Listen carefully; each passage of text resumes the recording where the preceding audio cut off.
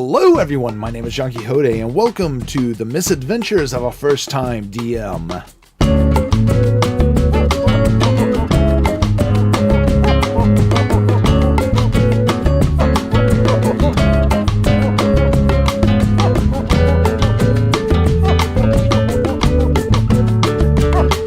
Before we get started in the actual topic of the video, I first want to go over a brief history of my tabletop role-playing game experience.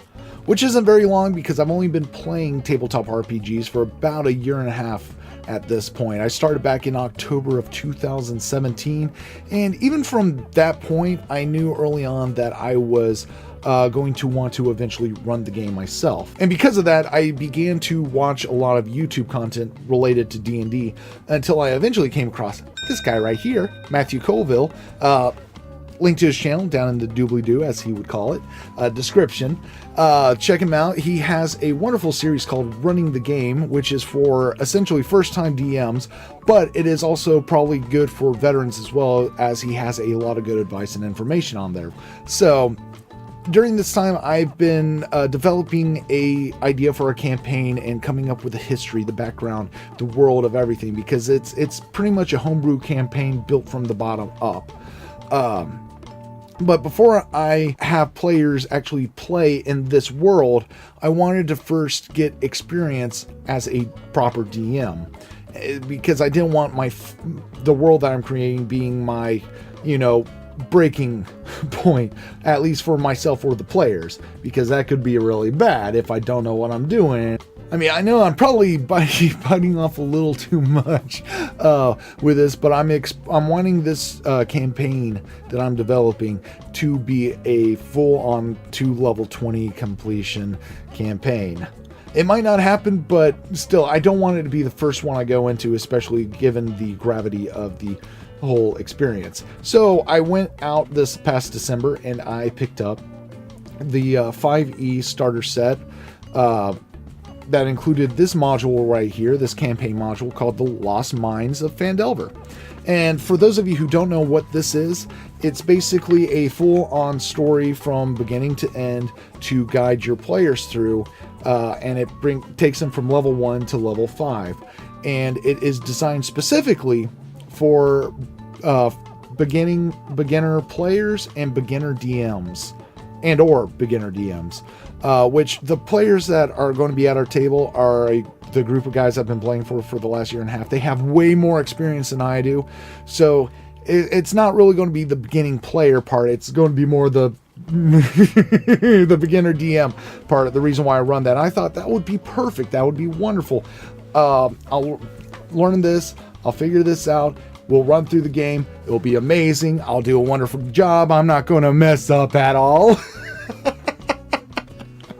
This is where we get into the topic of this video. So, we are having our session 0. And for those of you who don't know what a session 0 is, all it really is where everyone meets up, everyone creates their players, the DM kind of goes over a little few basics of the campaign they're about to go on. Nothing like to spoil the story or anything like that, just kind of like the basics, what world it's going to be set in, what setting, like Forgotten Realms or something along those lines, which Lost Mine of Fandor takes place in Forgotten Realms, and just simple little stuff like that. So the players are developing their characters. They're coming up with some really interesting builds. Basically, I allowed for pretty much any kind of race that has been already approved by the 5e books, including those in Volos, such as the kobolds, goblins, Goliaths, and all that sort of stuff. Basically, if it's already been approved by the 5e thing, you can do it. If you want to do something else, we'll have to kind of work on what the features of that race would be, but preferably if they would just choose, any of them. Any of them are from any of those sources are legitimate. And I was doing that because I wanted to open it up for creative characters, which is what I got, which is exactly what I got. Because first off, we had a kobold monk. If you don't know what a kobold is, it's like a little lizard dragony type person who isn't really a dragon. And they stand about 2 to 3 feet tall, and usually they're monsters. Basically, they're a monster. But he wanted to play a kobold monk, and I was like, cool, yeah, sure, that works. That's perfect. The second player, he wanted to play a Ghostwise halfling, which halfling is basically a hobbit. They just can't use hobbit because copyright issues. So they're called halflings. And a Ghostwise halfling basically has the additional benefit of telekinesis. Is that the one? The one where you can have a conversation between each other's minds. And that's what a Ghostwise halfling is. Okay, cool. And he's a druid. Ghostwise halfling druid. Cool. Wonderful. Off to a great start. The third guy wanted to play a Kenku wizard, which a Kenku is basically a raven or crow type humanoid creature that is bereft of all creativity. It cannot create on its own. It can only mimic. That includes speech, that includes writing, that includes like drawing pictures. It cannot create its own stuff. It can only copy. And being a wizard, you have to be able to read, write, and speak your spells. Usually. If they have a verbal aspect to the spell, you have to be able to speak it. So a Kenku wizard would have to actually have heard the spell in order to speak the spell, kind of thing. Okay, really interesting idea, really creative. It would take a little bit of work to be able to pull off, but cool, going great. Let's see how this goes. I wanted interesting characters, and they are giving me interesting characters. Then we get to the final guy. He decides, hey, you know what? I want to play something that is just kind of off the wall. You know, two things that really clash together, that don't really go together. Okay, that's cool. That sounds great. Hey, you know, why don't you play Goliath Rogue? That's a good idea. I like it. For those of you who do not know, Goliaths are huge hulking beastmen. They're not really beastmen, but they're pretty much kind of like, they're not giants, but they stand from about 7 to 8 feet tall. Really muscular, really strong, really built for endurance. Kind of think barbarian. He wants to play a Goliath Rogue. Not only that, he decided he wanted his flaw to be that he is always hiding. He is always stealthed. How could that possibly be a flaw, you ask? Well, anytime he wants to make a stealth check, or I make him make a stealth check, I roll the dice for him, and I don't tell him what is rolled. I add his modifiers, and he thinks he's hidden. He is always hidden. He is not always hidden. So, we got our cast of colorful characters. Exactly what I was wanting, exactly what I was hoping for. This is going wonderful. This is going great. I hear from them, oh, we are all evil. What? Oh, we are all evil. You want to know how that happened? Because of this lovely little book right here. Because of a certain thing in this book that allows you to roll for your backstory, or at least backstory ideas. This is your life. Yeah, they give you like a bunch of different tables that you can roll off of, but there is a specific table on here that lets you roll for your alignment. Which alignment is basically what kind of character are you? Are you a lawful character? Are you a good character? Are you a chaotic character, or are you an evil character? Or a combination in between? Well, so, as they're rolling on these tables, oh, first one, oh, he's evil. Next one, oh, he's lawful neutral. Okay, we're all good. Oh, wait a second, there's a life event where, for some strange reason, a demon decides to tempt him and he fails, causing his alignment to shift one towards evil.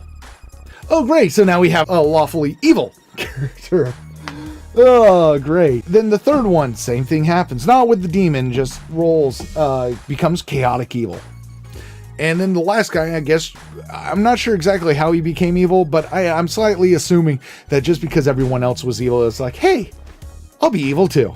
Hey, I'm a Goliath, I'm a rogue. Well, Goliaths are basically usually lawful good, but hey, I'll be lawful evil. Yeah, that works. That's great. Now, that's an assumption on my part because I'm not really sure. I'm assuming that's how that went down. But anyways, so yeah, so I have a party of evil characters playing, or evil players, or good players playing evil characters, which I'm not worried about. I'm sure they can do a really great job. The problem here is for those of you who don't know, and those of you who do know, this is not an evil campaign. This was not designed for the players to be evil.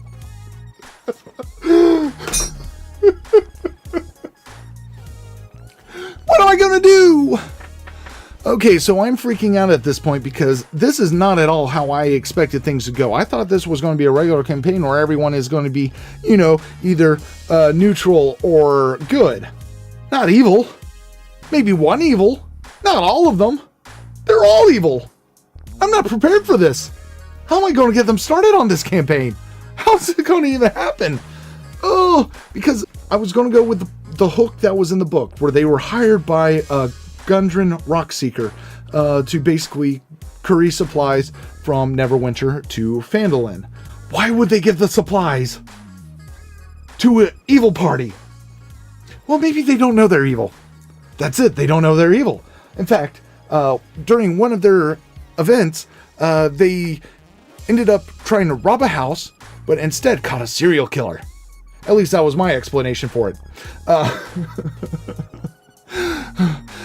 They came up with something more elaborate and akin to that.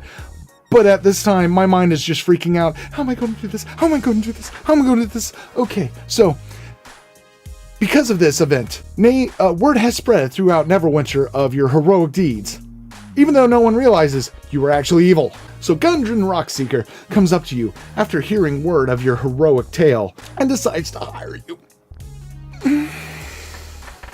And almost immediately, the rogue, the Goliath Rogue. What supplies were there? Let me see. 12 sacks of flour. Okay, good. So 10 sacks of flour. No. 12. A dozen. I know. 10 sacks of flour.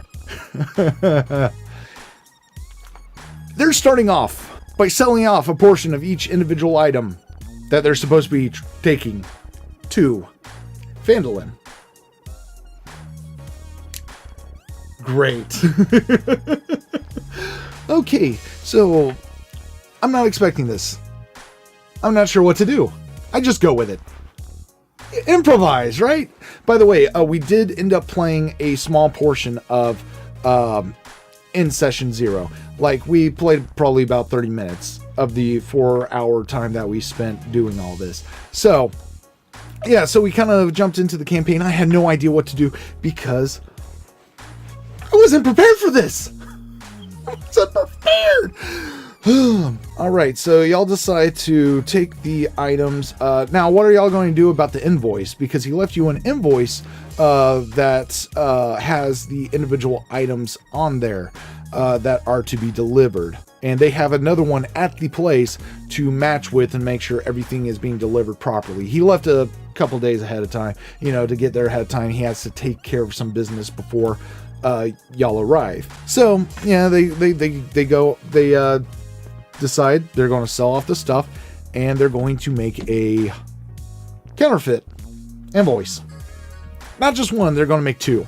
Why? Because once they get to the city, once they get to the town, they're going to replace the other one. That way they have matching invoices. Really good idea, honestly. I have to say, a really good idea. However, there's a catch. The invoice is written with a special ink. They noticed, at least the Kenku, when he inspected it, he noticed that there were traces of red line going through the inks to help distinguish it from any counterfeits that could be out there. They sell off the supplies that they had, part of the supplies that they had. They still have the majority to deliver. They just took 1 or 2 items out of each thing to sell. They ended up with, I think, 7 gold out of the exchange, and then they decided to play dragon chess in front, out in front of the store to divvy up the rest. Now, what are y'all going to do about the ink? Me being having urchin background, I have a map of the city, so we can use the map to be able to find a place to get the ink, right? Yeah, you can do that. Once again, still, mine is just freaking out. I've got tunnel vision at this point. I'm just trying to get out of this session alive.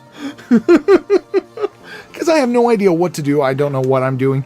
Making everything up on the spot. Yeah, you're able to find a rather high-end business that specializes in parchment, wax sealings, inks, that sort of signet rings, that sort of thing. All right. The Kenku decides to walk into the store. The door is already open, so during the business hours, even though the proprietor of the place is not paying too much attention, he's busy writing in his doing paperwork on his desk, and he just kind of notices out the corner of his eye the Kenku walking in. Nice to meet you. Can I help you find anything today? Got looking. Okay, well, if you need any help, just let me know. And so the Kenku, looking around the store, he knows that to the right hand side of the store, there's assortment parchments, different signet rings, sealing wax, document cases, and then on the left hand side of the store were just rows and aisles of inks, various different inks, about a full aisle of just your standard regular ink. But then on the far wall were the more expensive ones made for important documents, counterfeiting purpose, counterfeiting, that's the word I'm looking for. Sorry, brain not to function too well. Anti-counterfeiting inks. And so he walks over there, and not being able to tell from the bottles directly, he begins to open each one individually, plucking out one of his feathers, dipping in there, and drawing like a line on the shelf. The proprietor does not notice this one bit. At this point, the Goliath says, "I would like to hide." Okay, roll your dice for stealth. Give me a stealth check. No, you roll it. Remember? Oh yeah, I roll the dice. He has a +5 to his stealth, by the way. He has a +5 to his stealth. I rolled the dice. I found the result. The druid then says, "Can I give him guidance?" I look at the dice. Yeah, you can. Even though it's after I already know what his role is. Yeah, go ahead. Give him guidance. Rolls the dice. Gets a +3. So he has +5 to his stealth, plus a +3 due to guidance. He has a +8. He had a total of 11. I rolled a 3 for him. He rolled a 3 to stealth. So he just kind of slinks back into the shadows just a little bit. Yeah, he's hidden. Yeah, no one's ever going to see him. So I make a few more perception checks for the proprietor, just as when he looks up to see if anything's going on. He doesn't notice the Kenku opening up the bottles and drawing the lines, but he does, as he looks up, he begins to gaze directly at this Goliath across the street who is staring him down, and the Goliath just doesn't understand it. How is this possible? He's hidden. No one can see him. This man must be a genius or something, because surely he is staring right at me. I'm going to slink off to the side. So he just this kind of made the proprietor a little bit more paranoid, because he's just been being stared down by a hooded Goliath across the street from his store. So, more perception checks. Luckily enough, the Kenku made a high enough stealth check to be able to avoid all notice, as he eventually finds the particular red ink that he was looking for, or ink with the red traces of line traces through it. And he pockets it, no problem, doesn't get caught, doesn't get noticed, even with the wary proprietor. Yeah, no problem. He just then starts walking out, looks at a bottle of ink. At this point, the proprietor once again takes notice, though. Hey, can I help you find anything at this point? Got looking. And then the Kenku sets the ink back down, the other ink back down, and walks out. They have successfully stolen the bottle of ink. Yeah. Wonderful. Shopkeeper is going to be very pissed off later when he walks back there and notices all the shelves marked with lines of ink, and every bottle having been already popped. But they got their ink. So now they decide to go ahead and make the duplicate invoice to create a counterfeit invoice. The 2 counterfeit invoices. Okay, Kenku makes his counterfeit. He rolls with advantage, because being a Kenku and mimicking, didn't even need advantage. Got a nat 20. Got a critical success on the first roll. And that is how session 0 ended. with them successfully taking a non-evil campaign and twisting it to something that it's not, because none of that was even in the, they didn't even get to the start of it. They didn't even get to begin, because they were, I didn't know how to react to this, because once again, there was nothing in here that basically hints at the possibility of being able to run this as an evil campaign. And like I said, with everything I had prepared for, I was not ready for an evil campaign. So all that improvisation probably could have gone better if I had known that it was going to go that way. But since I didn't know it was going to go that way, I was kind of shooting blanks, hoping something would come out and something would hit and something would go on. But yeah, so that is how I screwed up. Not so much in the fact that I wanted them to play interesting characters, because I'm still happy I allowed them to pick more broad range characters, because that's exactly what I wanted. What I should have been, it was more clear on my expectations. I should have said, hey, yeah, any of these are open, just don't play an evil character. That's my fault right there, and I want to stress that's my fault for not specifying or asking them, hey, could y'all not play as evil characters? Could y'all, it's not built for evil characters. Could y'all please either play neutral or good? But I didn't, so that's my fault there. And who knows, in the end, this might make it for a very fun, interesting, much talked about campaign, and it'll probably give me a lot of material for the future. And I have calmed down quite a bit since that happened. This was a couple of days ago, and I've started working out ideas on how to twist it, how to potentially make it to where it could still run as an evil campaign. I just have to do a lot of twisting, a lot of altering to make it all fit. And depending on their choices, who knows, they might even end up joining a bad guy. You know, one of the people that they're really supposed to be fighting, they might end up just joining the group. Or who knows, they might try to take over the lost mine of Fandor themselves at the end. So yeah, learn from my mistakes. And be more clear with your players about what your intentions are with the campaign, and if there is anything that you absolutely do not want them to play as, let them know. Because otherwise it can really send you in sideways.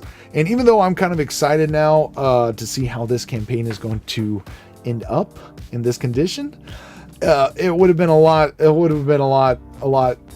simpler if I had just told them, hey, could y'all just not play evil characters? Any other kind is fine. Just don't do evil.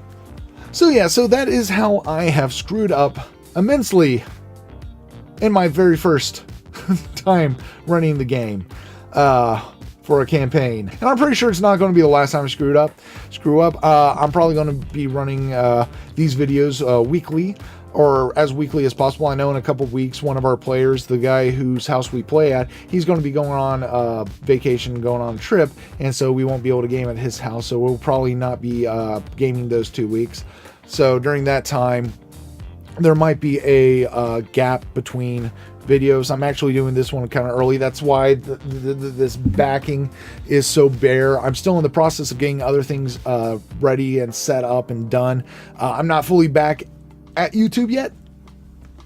I mean, by the time this video goes up, I will be, but I wanted to go ahead while this was still fresh in the mind, get it recorded, get it videoed, and yeah, we'll see what next week holds. Hopefully it'll turn out all right. Yeah, it'll turn out all right. It'll be wonderful. It'll be great. So if you enjoyed, don't forget to hit that like button down below and leave me a comment. Let me know how you would have handled this situation if you were in my shoes, as far as preparing for a non-evil campaign and then ending up out of nowhere evil campaign. And once again, like I said, not the fault of the players, totally my fault on that. But how would you handle that yourselves? And yeah. And hopefully I'll see y'all in the next video. Hopefully. We'll see how things go. All right, everyone. Have a good one. Bye.